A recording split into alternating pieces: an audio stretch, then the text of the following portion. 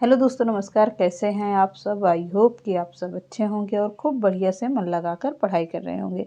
आप लोगों को पता है कि हमारे चैनल पर आप लोगों को केवल प्रश्न और उत्तर देखने को मिलते हैं और यहाँ पर फालतू की कोई बातें नहीं होती, सिर्फ और सिर्फ पढ़ाई की ही बातें होती हैं।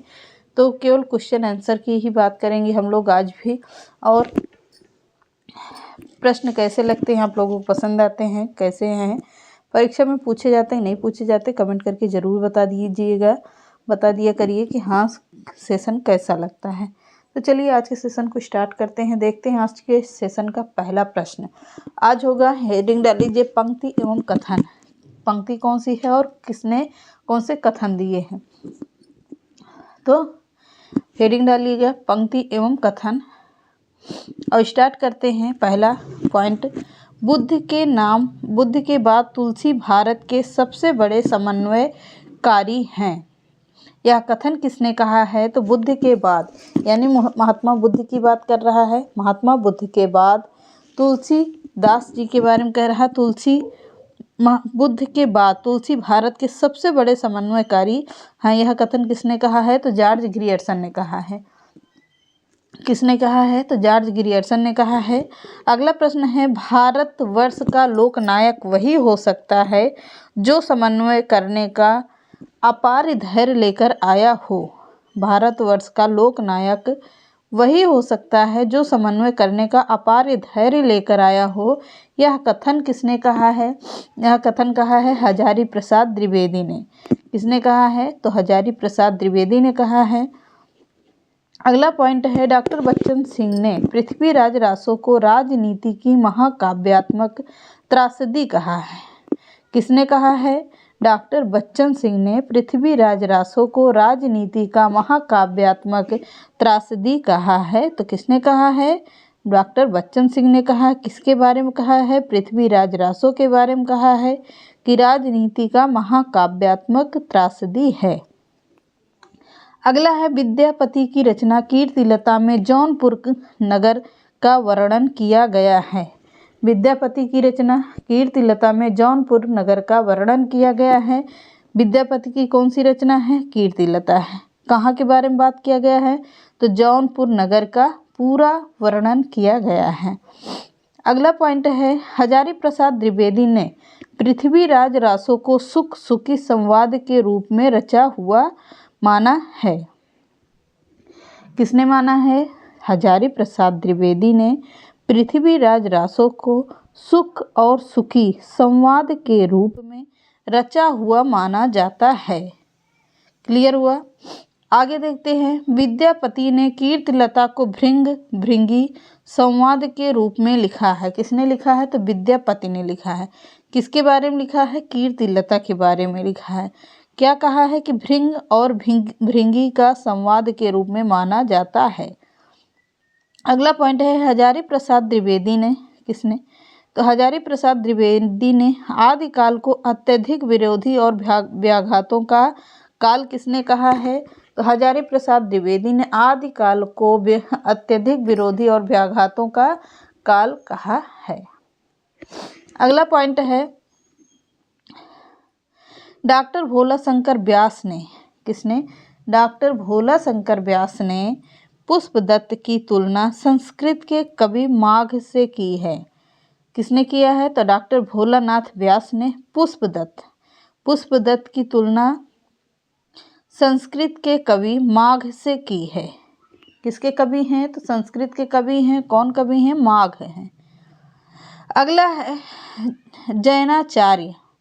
कौन है? जैनाचार्य हेमचंद्र की प्राकृत का पाणिनि कहा है। जैनाचार्य हेमचंद्र को क्या कहा है? प्राकृत का पाणिनि कहा है।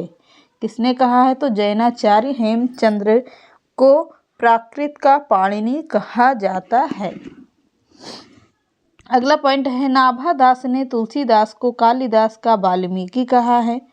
किसने कहा है? नाभादास ने तुलसीदास को कालिदास का वाल्मीकि कहा है, जबकि अंग्रेज विद्वान स्मिथ महोदय ने उन्हें मुगल काल का सबसे महान व्यक्ति कहा है। किसने कहा है? नाभादास ने तुलसीदास को कालिदास का वाल्मीकि कहा है, जबकि अंग्रेज विद्वान स्मिथ महोदय ने उन्हें मुगल काल का सबसे महान व्यक्ति कहा है। क्लियर हुआ? आगे बढ़ते हैं। पद्मावत में, किसमें? पद्मावत में नागपति का वियोग खंड हिंदी साहित्य की अमूल्य निधि है। किसमें? पद्मावत में। नागमती कौन है? पद्मावत की नायिका है। नायिका क्या है? नागमती है। नागमती के वियोग खंड का हिंदी साहित्य का अमूल्य निधि माना है। किसने माना है? पद्मावत ने माना है। पद्मावत किसकी रचना है? मलिक मोहम्मद जायसी की रचना है। पद्मावत कैसा काव्य है? तो यह एक महाकाव्य है। मलिक मोहम्मद जायसी कहाँ के निवासी थे? तो यह रायबरेली, उत्तर प्रदेश रायबरेली जायस के निवासी थे। जायस किस में लगता है? जिला पड़ता है रायबरेली और उत्तर प्रदेश में ही है रायबरेली। तो ही के निवासी थे कौन? मलिक मोहम्मद जायसी। अगला है भक्ति आंदोलन को हजारी प्रसाद द्विवेदी ने लोक जागरण कहा है। किसने कहा है? भक्ति आंदोलन को हजारी प्रसाद द्विवेदी ने लोक जागरण कहा है। किसको कहा है? तो भक्ति आंदोलन को कहा। किसने कहा है? हजारी प्रसाद द्विवेदी ने कहा है। क्या कहा है? लोक जागरण कहा है। क्लियर हुआ? आगे बढ़िए। तुलसीदास को हिंदी का जातीय कवि कहा है। तुलसीदास को क्या कहा गया है? हिंदी का जातीय कवि कहा गया है। किसको? तुलसीदास। अगला पॉइंट है, घनानंद को साक्षात रसमूर्ति कहा जाता है। किसको कहा जाता है? घनानंद को साक्षात रसमूर्ति कहा जाता है। किसे? तो घनानंद को रसमूर्ति कहा जाता है। अगला है, तुलसी का काव्य समन्वय का विराट चेष्टा है। किसका? तुलसी का काव्य समन्वय की विराट चेष्टा है। यह कथन किसने कहा है? हजारी प्रसाद द्विवेदी ने कहा है। किसने कहा है? तो हजारी प्रसाद द्विवेदी ने कहा है। अगला है, दशरथ सुत तिहु लोक बखाना, राम नाम का मरम न आना। यह किसके बारे में कहा गया है? कबीर दास जी के बारे में। फिर से सुनिएगा। दशरथ सुत तिहु लोक बखाना, राम नाम का मरम है आना। यह कथन किसका है? तो कबीर दास जी का है।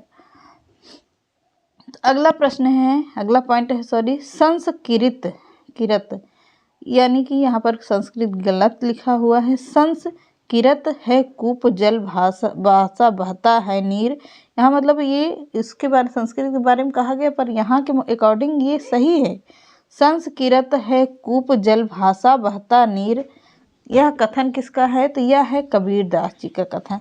किसका कथन है? कबीर दास जी का कथन है। अगला है, राम नाव तत्सार है। यह कथन किसका है? तो राम नाव तत्सार है। यह कथन किसने कहा है? तो कबीर दास जी ने कहा है। किसने कहा है? कबीर दास जी ने कहा है। अगला प्रश्न है, निम्नलिखित में से अर्ध स्वर कौन सा है? तो निम्नलिखित में से अर्ध स्वर के बारे में बात कर रहा है। तो या कैसा शब्द है? अर्ध स्वर शब्द है। या अगर लिखेंगे तो या में आधा या आता है और आ लगाएंगे तब पूरा या बनता है। तो या कैसा शब्द बना? आधा स्वर बना। अगला है, भरत मुनि ने अपभ्रंश को नाम दिया है। क्या दिया है? अपभ्रंश को अशुद्ध भाषा दिया है। क्या दिया है? अशुद्ध भाषा के रूप में दिया है। भरत मुनि ने अपभ्रंश को अशुद्ध भाषा दिया है।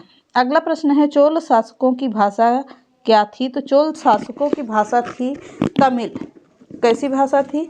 तमिल भाषा थी। किसकी भाषा थी? चोल शासकों की भाषा थी। अगला प्रश्न है, जनमेजय का नाग यज्ञ किसकी कृति है? जनमेजय का नाग यज्ञ यह किसकी कृति है? तो जयशंकर प्रसाद की है। किसकी है? जयशंकर प्रसाद की है। अगला प्रश्न है, छायावादी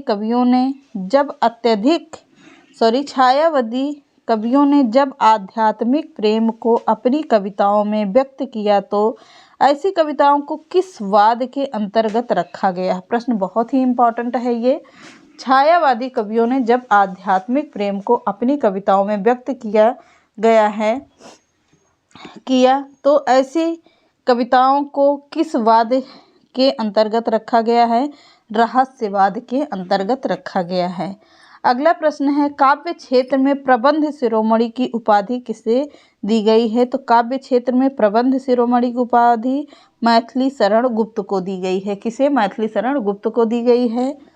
अगला प्रश्न है, तोड़ती पत्थर कविता के कवि हैं। तोड़ती पत्थर कविता के कवि कौन हैं? तो सूर्यकांत त्रिपाठी निराला जी की है वह तोड़ती पत्थर। क्लास 6 या 7 में है, देख लीजिएगा आप लोग। अगला प्रश्न है, कौन सी बोली पश्चिमी हिंदी की नहीं है? तो बघेली बोली पश्चिमी हिंदी की नहीं मानी जाती है। अगला प्रश्न है, इसमें संयुक्त व्यंजन कौन सा है? तो ज्ञा क्या है? जा और इया मिलाकर क्या बना? संयुक्त व्यंजन से बनता है जा और इया मिलाकर बनता है ज्ञा शब्द। संयुक्त व्यंजन के अंतर्गत आता है ज्ञा। अगला है, जायसी ग्रंथावली के संपादक का नाम है। तो जायसी ग्रंथावली संपादक का नाम है रामचंद्र शुक्ल। कौन होंगे? रामचंद्र शुक्ल हैं। तो चलिए, आज के ये रहे 50 प्रश्न। तो मिलते हैं नेक्स्ट वीडियो में, नेक्स्ट क्लास में। आज का सेशन कैसा लगा तो कमेंट करके ज़रूर बताइएगा। तो चलिए, नमस्कार।